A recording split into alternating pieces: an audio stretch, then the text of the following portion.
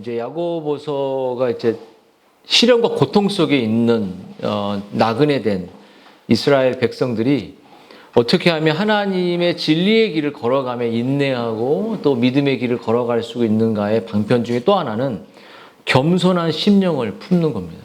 왜냐하면 여기서도 이제 이 보면은 오늘 이 본문에 나오는 이 구절들을 보면 낮은 형제, 또 보면 또 부한자, 이렇게 두 가지의 종류의 사람들이 나와요. 근데 뭐냐면 낮은 형제들이란 어떤 사람들이냐면 경제적으로 가난한 성도들을 말합니다. 그리고 이 수신자의 야고보의 성도들은 이제 핍박 속에 있으니까 경제적으로 재산을 몰수당하기도 하고 또 가난 속에 그들이 살아가기도 합니다.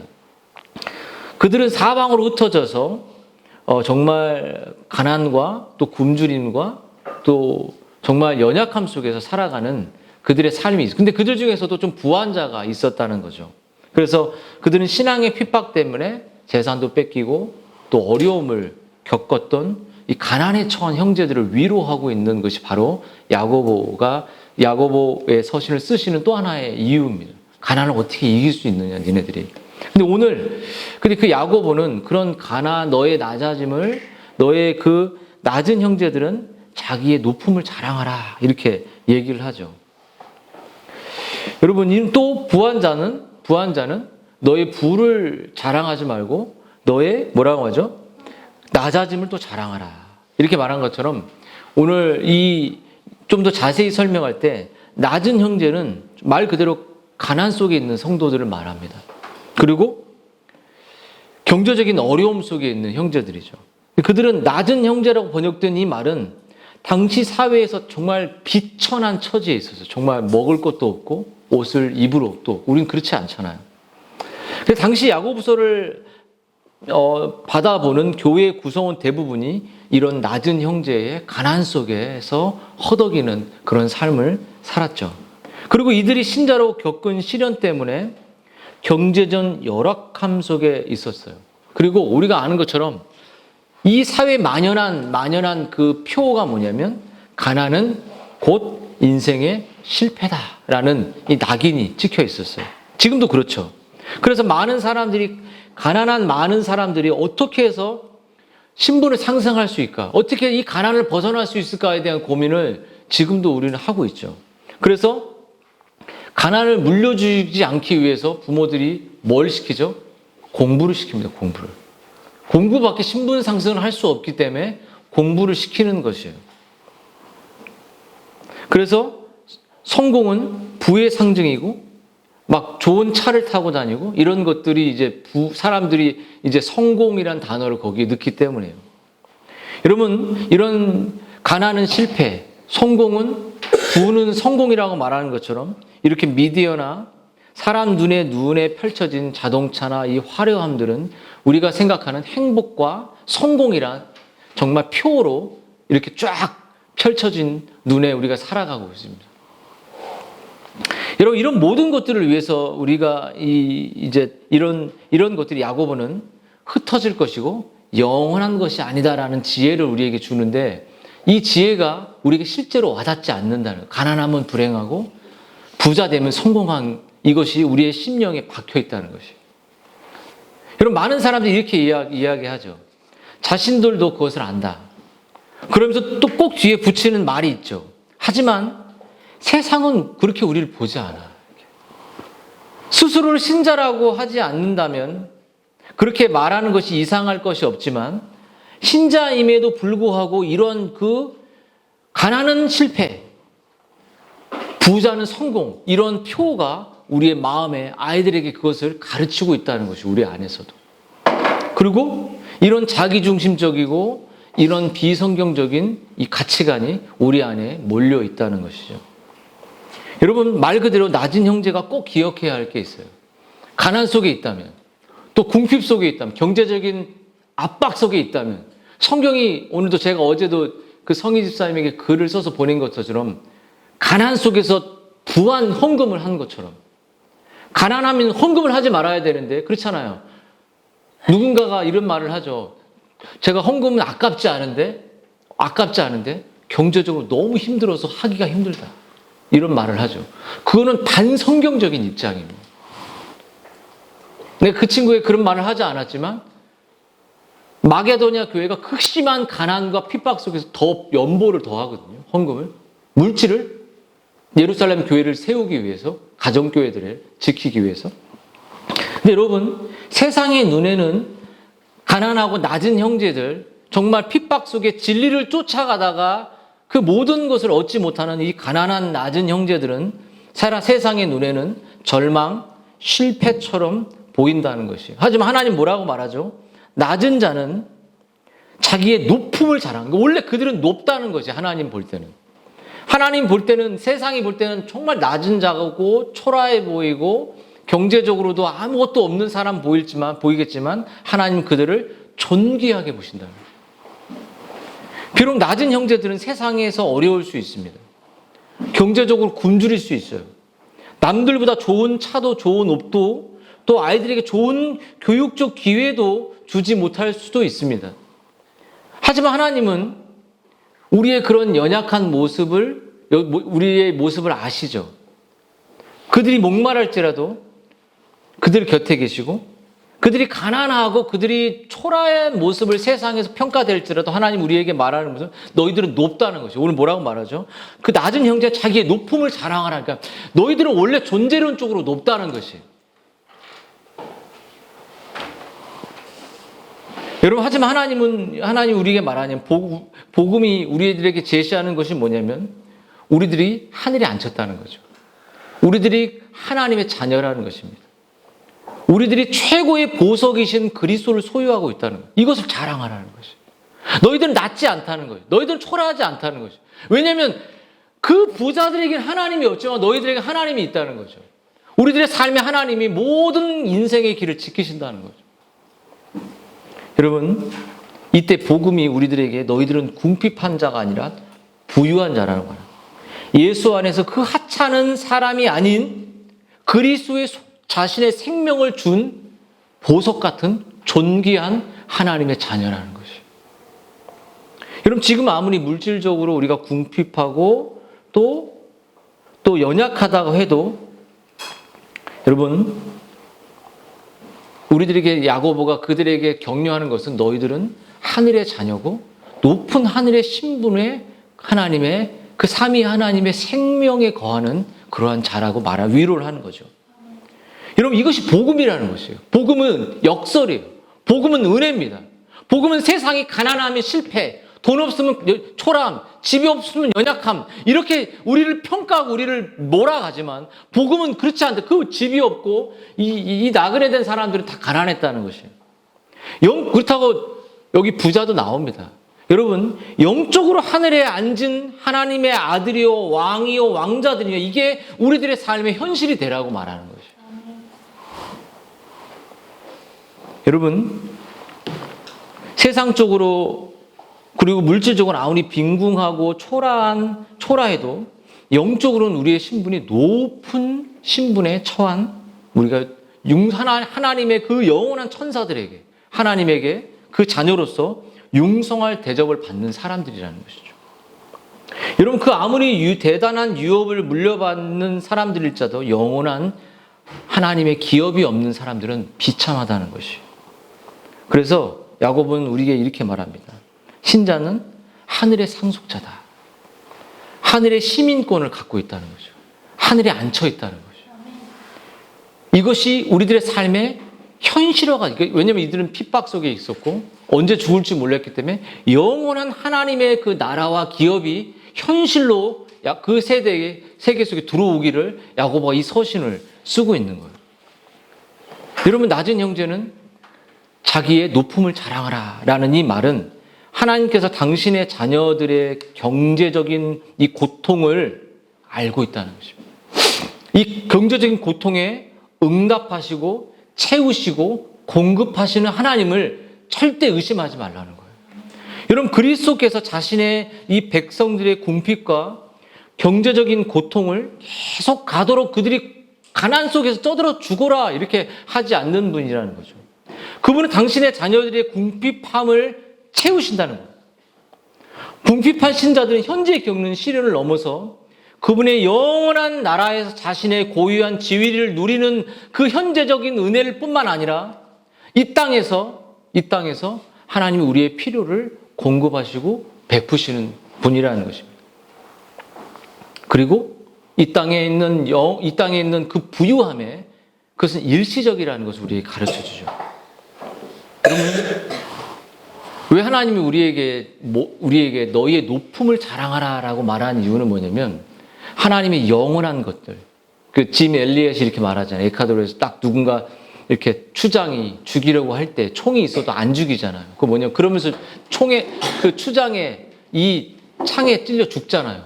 그러면서도 짐 엘리엇이 이렇게 말하고 이 영원한 것을 얻기 위해 영원하지 않는 것을 버리는 사람이 바보가 아니다라는 유명한 말을 남긴 것처럼 영원한 것이 뭐죠, 여러분에게? 하나님의 진리, 하나님의 임재, 하나님의 그 영원한 생명, 그 생명을 가진 지체들과의 생명의 교제, 이게 영원한 것이고 영원하지 않는 것이 물질, 젊음, 우리의 외모, 우리의 차, 우리의 부, 이 모든 것들은 우리의 영원한 하나님 앞에 설 때 아무런 도움이 되지 않는다. 그 엘리엇이 그것을 깨달았기 때문에 그렇게 죽었고 그 와이프도 그렇게 들어가서 선교를 한 것이죠. 여러분, 우리가 소중히 여기는 것이, 여러분이 소중히 여기는 것이 뭡니까? 한번 물어보는 거예요. 여러분이 정말 자랑하고 있는 것이 뭐냐고 묻는 것이에요. 뭘 자랑하죠? 외모를 자랑합니까? 자녀의 공부를 자랑합니까? 그리고 무엇을 자랑하라고 자녀에게 앞으로 가르칠 겁니까? 여러분, 우리가 소중히 여기는 것이 사라졌을 때 우리는 절망해버립니다. 우리는 죽어버립니다. 근데 그 뭐죠? 그 소중히 여기는 이 세상의 것들이 절대 나의 영혼을 완전히 위로시켜줄 수 없다는 것을 하나님은 깨닫지 않아요. 그것을 뺏어가시죠. 잠시 뺏어가세요. 왜냐면 누나가 뽕나무, 잠깐 있다가 막 햇빛 가리기가 좋다가 벌레가 뽕나무 먹어버리니까 뜨거운 햇빛 비치니까 왜 뺏어가냐고 난리치잖아요. 일시적인 거라는 거예요. 일시적인 거. 여러분, 우리가 자녀나 배우자를 비롯한 사랑하는 모든 것들이 우리들에게 여러 가지가 있습니다. 그것을 잃을 때, 잠시 여러분의 손에서 빠져나갈 때 그 재산이나 그 가치가 영원하지 않구나라는 깨닫죠. 그렇죠? 사업을 하다 돈을 막 벌어서 수층에 살고 엄청나다가도 단칸방으로 떨어질 수도 있잖아요. 여러분, 우리가 건강을 잃거나 사랑하는 친구에게 배신을 당하거나 정말 사랑하는 신뢰하는 사람에게 잘못 돈을 빌려줘라 보증을 서거나 이럴 때 우리는 모든 것을 한순간에 잃어버릴 때를 경험하는 사회 속에서 우리의 일상 속에서 경험하게 되죠. 그리고 고통은 그 사람을 고통스럽게 하죠. 여러분, 우리가 이처럼 겪는 시련은 우리 모두를 동등하게 만듭니다. 하나님의 자녀들이 이것을 통해서 깨닫게 되는 것은 영원하지 않구나. 변하지 않고 어제나 오늘이나 동일하신 예수님 외에는 이 세상의 모든 것은 유한하고 사라지고 나에게 유익하지 않구나. 그것을 깨닫게 되는 거죠. 그것을 뺏기는 그 순간 완전 좌절해서 그리스도인은 넘어지지 않습니다. 성희 집사님처럼 끝까지 붙들려고 하죠. 그럼 여러분, 그 낮은 자가 자기의 존재, 하나님의 존재로서 상속자요, 하나님이 우리를 모든 걸음을 인도하신다는 그것을 자랑해야 한다면, 그것을 붙들고 살아가야 한다면 부자는 어떻게 해야 될까요? 20자리 이 부자는, 여기 부자는 크리스찬을 말합니다. 많은 주석이 크리스찬을 말해요. 여러분, 야고보는 부자는 자기의 낮음을 자랑하라고 말해요. 여러분, 10절에서 야고보는 부자인 신자들에게 자랑할 것이 있다고 말해요. 자기의 낮아짐을 자랑하라. 여러분, 세상은 가난, 이렇게 말하면 인생의 실패라는 도식을 갖고 있다면 세상은 그 반대의 도식도 있습니다. 부자, 인생 성공. 그렇지 않습니까? 부자, 하나님의 축복. 가난하면 하나님 축복 안 하면 이게 기복주의죠. 하나님이 아브라함도 부자가, 욥도 부자였죠. 부자만 다 복 받은 거 아니잖아요. 진짜 복은, 진짜 하늘의 상급은 우리가 갖고 있는 그리스도죠. 여러분, 심지어 부자는 어려움이 없는 것처럼 생각하고, 그러나 과연 그럴까요? 여러분 부자들이 한번 물어보죠. 부자의 가장 위험 가운데 하나는 그가 가진 재물에 의하여 평가받는 겁니다. 여러분 재물, 학벌, 외모로 이 평가받는 것을 즐거워하지 말라는 것이에요. 하나님이 그 다윗의 형제들에게 사무엘에 갔을 때 외모로 보셨습니까? 아니잖아요. 심령을, 마음을 봤어요. 부자의 기준으로 그 사람을 평가하지 않았습니다. 교회도 똑같죠. 의사, 정치인, 대기업에 다니면 와우, 저 사람 거듭났습니까? 이거 안 보잖아요. 딱 데리고 왔는데 의사 며느리 데리고 가거나 의사의 학벌 좋은 막 그 부자인 사람 데리고 왔는데 거듭나지 않은 것 같아. 그럼 어떻게 할래요? 결혼시킬래요? 어떻게 하시겠어요? 자녀가. 응? 딱 대화해보면 그 영적 상태를 알잖아요. 제가 왜 대화하려고 할까? 왜 사람 마음을 제가 들어가 보려고 할까? 왜냐하면 저는 목자로서 누군가의 영적 상태를 알아야 돼요. 그거 제가 해야 될 하나님 주신 권리입니다. 영적인 상태를 알아야지 돌아볼 수 있죠. 그리고 기도해 줄 수 있죠. 슬퍼해 줄 수 있죠. 근데 딱 됐는데 이상한 남자가 데리고 왔는데 집은 부자래. 건물 있대. 그래 교회는 다니냐? 다닌대. 그러면 오케이 할까요? 거듭나지 않았으면 끝나는 거예요. 끝나는. 뭘 봅니까? 여러분 그거 안 보면 여러분 자체가 이미 세속화되어 있다는 거죠. 여러분 영적 대화가 가능합니다. 늘 목회자는 영적인 내면의 가치를 돌아볼 수 있는 그러한 마음을 갖는 거죠. 여러분 예수님은 개인의 인생에서 가정에서 재물이 가치 판단의 증거로 자리하는 것이 얼마나 위험한지를 말했습니다. 재물은 기만적일 뿐만 아니라 사람들의 눈을 완전히 흐려버려요. 영생을 얻고자 한 부자도 그랬습니다. 자기가 돈도 많고 모든 게 다 있는데 영원한 생명을 자기가 없다는, 교회도 다녔어요. 율법도 지켰죠. 근데 내가 영원한 생명을 얻으려면 어떻게 해야 되니까 주님이 그렇게 말했죠. 돈을 버리고 쫓아라. 그러니까 이 부자가 슬피 근심하며 재물을 놓지 못한 거예요. 이 재물이 그 사람에게 모든 것이었어요. 영적인 더 이상 발전을 할 수 없는 재물과 무력과 이 세상의 가치가 더 이상 영적인 그 틈바구니에서 벗어나지 못하는 자신의 한계를 깨닫고 그 사람은 구원을 못 받고 돌아가게 된 거죠. 여러분 똑같습니다. 뭔가 대화를 하는데 세상에 대한 가치가 끊임없이 여러분을 잡고 있잖아요. 영적 대화 불가능합니다. 표면적인 대화만 하는 거죠.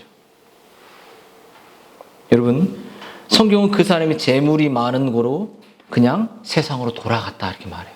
구원 못 받은 거예요. 내 재물을 하나님 다 버리라고 한 게 아니잖아요. 내려놓아라.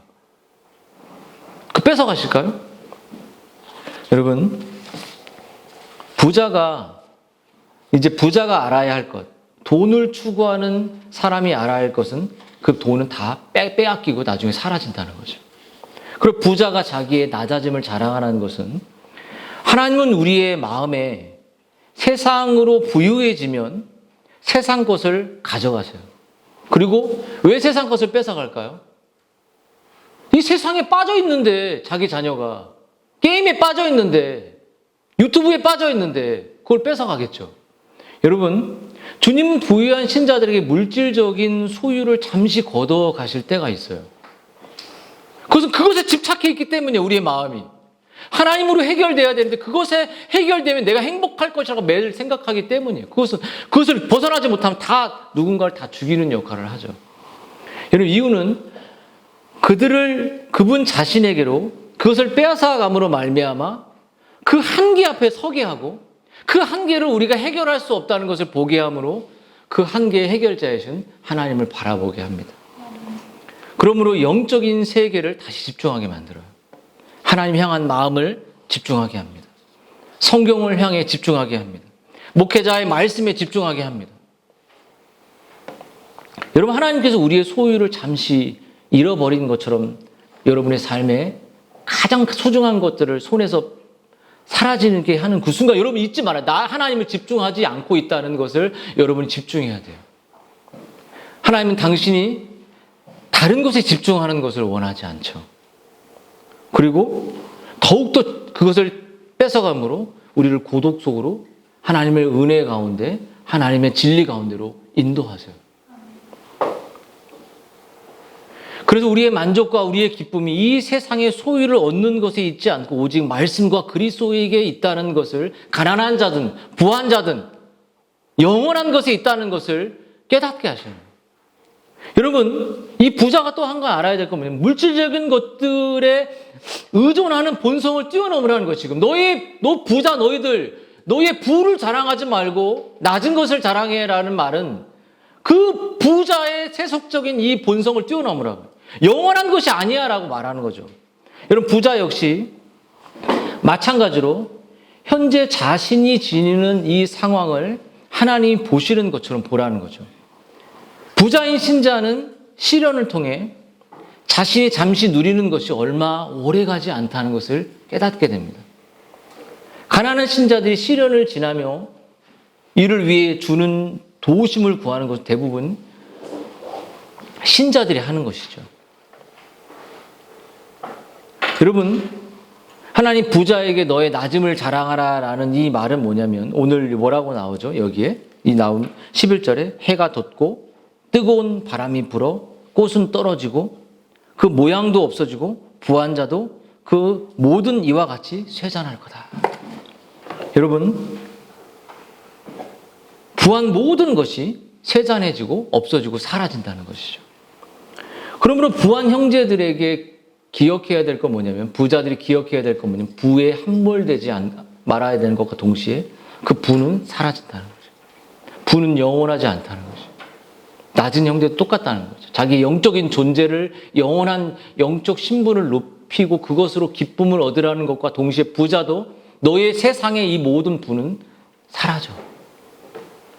그래서 영원한 부를 물려주고 싶냐? 자녀에게 생명의 거듭남의 질, 영원한 것을 물려주는, 그건 영원하잖아, 자녀들에게.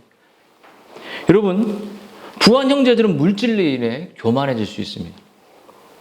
한번 저도 이 교만해보고 싶더라고요. 물질이 많아, 한번 교만 한번 해보고 싶습니다. 교만이 안 돼. 항상 가난 속에 있으니까. 웃지 마, 할 때. 재물이 있어도 천국 못 가는 거야. 여러분, 영원한 기업을 가졌다고 여러분 자랑해 보셨나요? 영원한 주님의 임재가 있다고 자랑해 보셨습니까? 주님이 나와 함께 하신다고 자랑해 보셨나요? 그 신앙적인 대화만 할 때만 크리스찬들에게 통용되는 말입니까? 여러분, 우리나라 세 재벌들이 3세 계속 대를 물려주죠. 여러분, 그렇게 부를 물려주고 싶은 마음도 있을 겁니다. 여러분, 재물이 정말 녹슬지 않고 영원할 것이라고 그들은 생각하죠. 그들은 그 재물을 가지고 각자 70대에 80대에 삶을 마감하고 재물을 가지 못하고 임종을 끝나는 것이에요.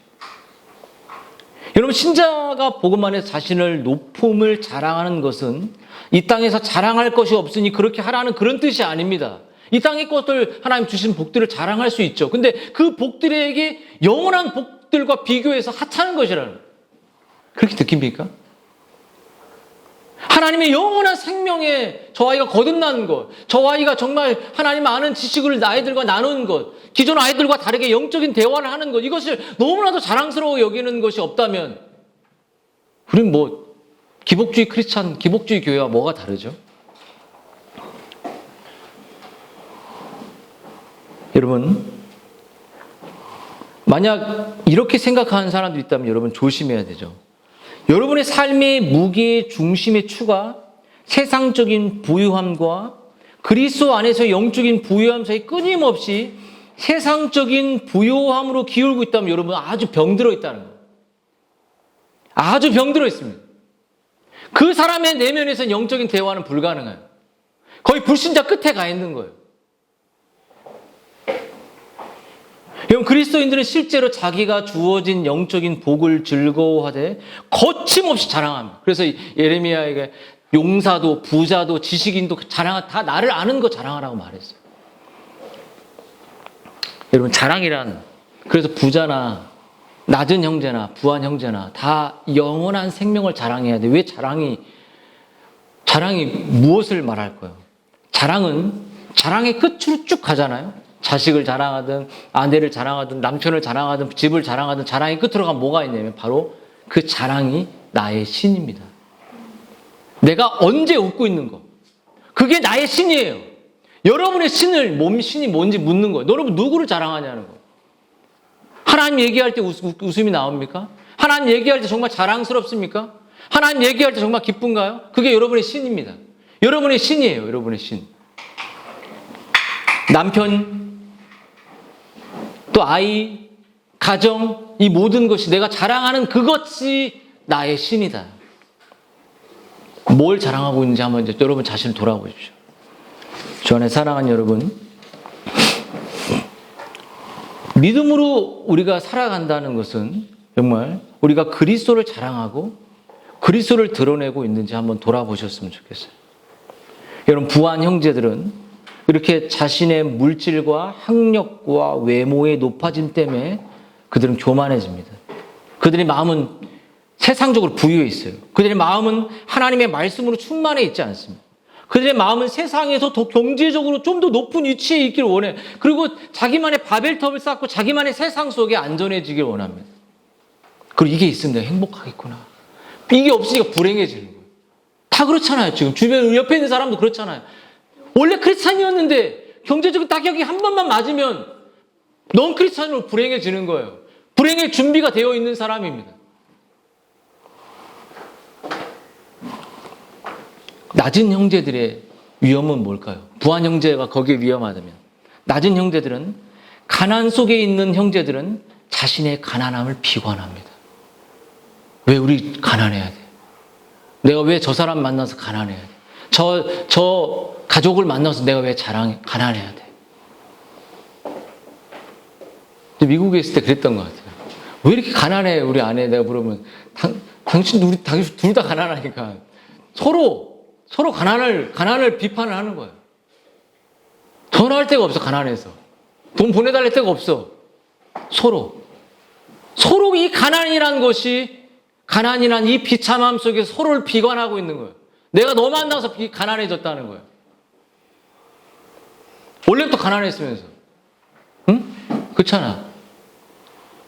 근데 그 상황 속에서 하나님이 우리의 영원한 기업이다라고 말할 수 있는 사람이 아니라면 그게 완전히 영적으로 죽어 있는 거죠. 그렇지 않겠습니까?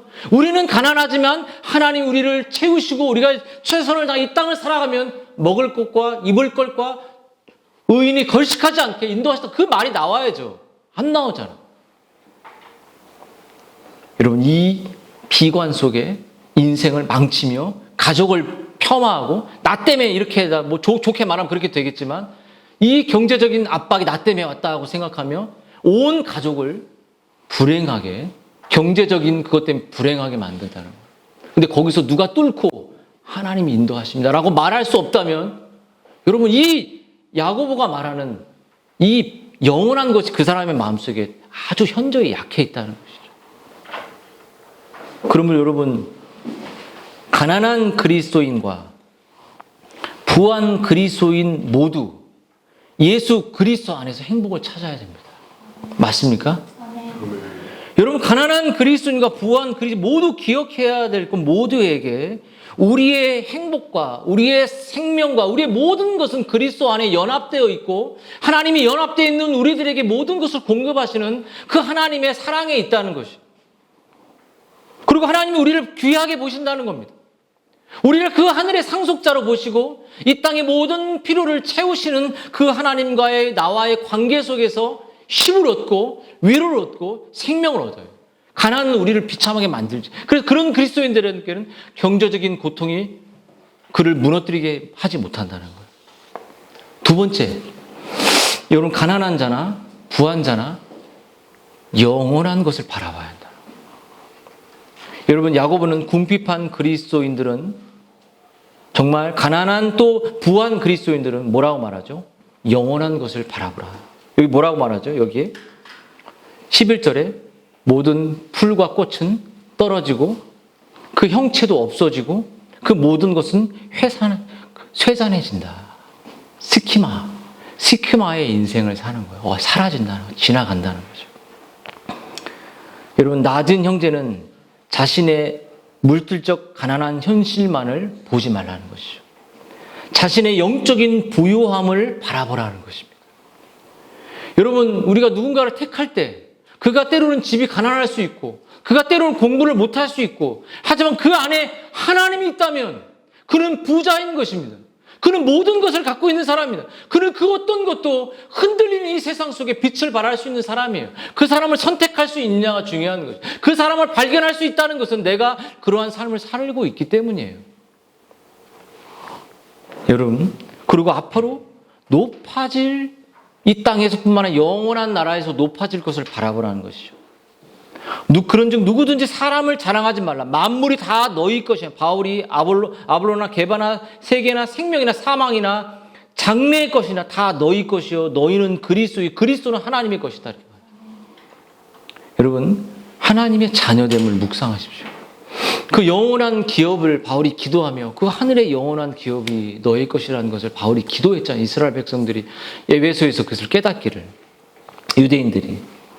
여러분, 부자는 낮아짐을 자랑해야 되죠.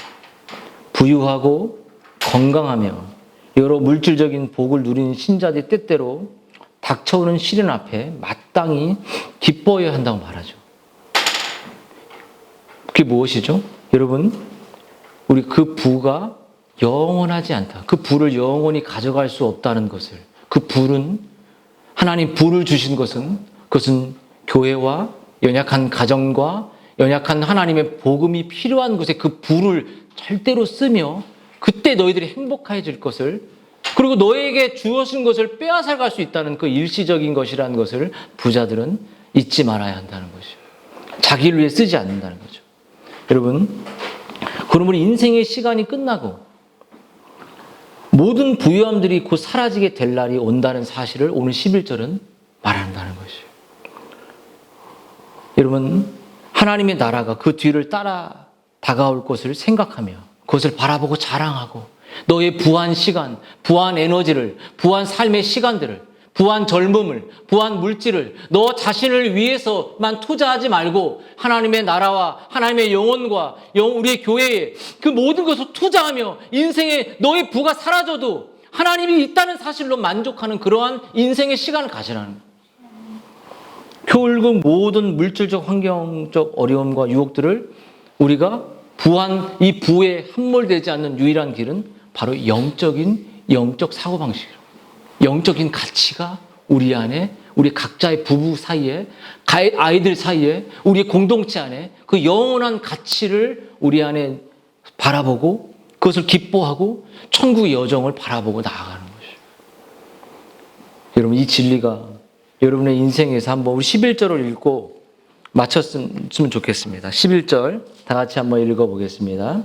시작. 해가 돋고 뜨거운 바람이 불어 풀을 말리며 꽃은 떨어져 그 모양의 아름다움도 없어지나니 부한 자도 그 행하는 일에 아멘. 여러분 낮은 자의 마음속에 여러분이 있다면, 낮은 자의 환경 속에 있다는 것이 여러분을 절대 절망시키면 안 됩니다. 부한 자에 있는 여러분의 삶이 정말 그걸로 교만해지면 안 되죠. 정말 하나님이 주신 것이고 그것을 하나님의 청지기로 사용돼야 됩니다. 여러분, 이 진리를 기억하고 낮은 자든 부한 자든 다 영원한 그리스도 안에 있는 하나님의 영원한 가치와 진리를 이 땅 가운데 구현해내는 우리 모두가 되기를 주님의 이름으로 축원드립니다.